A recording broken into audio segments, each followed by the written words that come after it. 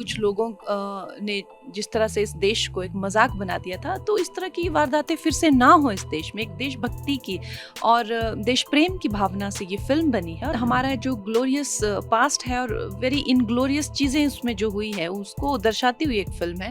तो इसीलिए कुछ लोगों को मिर्ची लग रही है। जिन लोगों को जो है ये इस फ़िल्म से शायद उनके पर्दे फ़ाश होंगे, तो मिर्ची तो लगेगी। वो फ़ॉरेन जाते हैं तो किस तरह के देश को लेके किस तरह की वो बातें करते हैं, आपने वो भी देखा हुआ है। तो क्या उनको देश को लेके उनकी क्या भावनाएँ हैं, वो किससे छुपी हैं? वो तो अपनी सत्ता के लिए देश के टुकड़े करने से नहीं वो हिचकिचाते हैं। ये भी पॉलिटिकल गेन के लिए ये चीज़ें की जाती हैं, वोट बैंक बनाने के लिए चीज़ें की जाती हैं। तो इनके लिए एक लोकल्स ने ही चीज़ें अपने हाथ में लिया। लगता है राज्य सरकार तो बिल्कुल इस चीज़ को लेकर निकम्मी बैठी हुई है।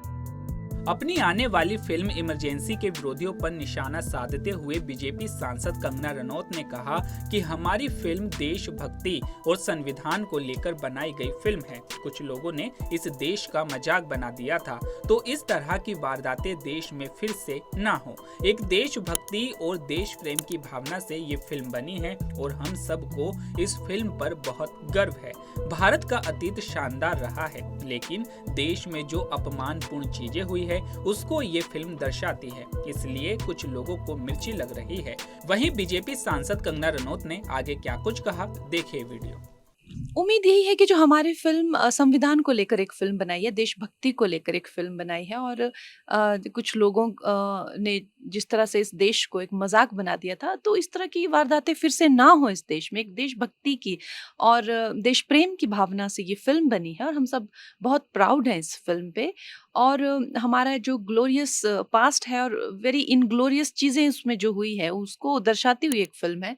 तो इसीलिए कुछ लोगों को मिर्ची लग रही है। जिन लोगों को जो है ये इस फ़िल्म से शायद उनके पर्दे फ़ाश होंगे, तो मिर्ची तो लगेगी। अब मुझे तो लगता है विपक्ष वाले, अब देखिए जिस तरह से अभी भी आप राहुल गांधी जी फ़ॉरेन जाते हैं, उनको कुछ लोगों को जो है वो यूज़ किया जा रहा है इसमें भड़काया जा रहा है, यूज़ किया जा रहा है, फ्रिंज ग्रुप्स को जो है इंस्टिगेट किया जा रहा है, और आप जानते हैं किस तरह से ये सब चीज़ें वर्क करती हैं।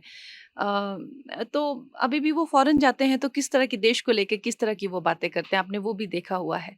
तो क्या उनको देश को लेके उनकी क्या भावनाएँ हैं, वो किससे छुपी हैं? वो तो अपनी सत्ता के लिए देश के टुकड़े करने से नहीं वो हिचकिचाते हैं। तो ये आप जानते हैं कि उनकी क्या भावना है।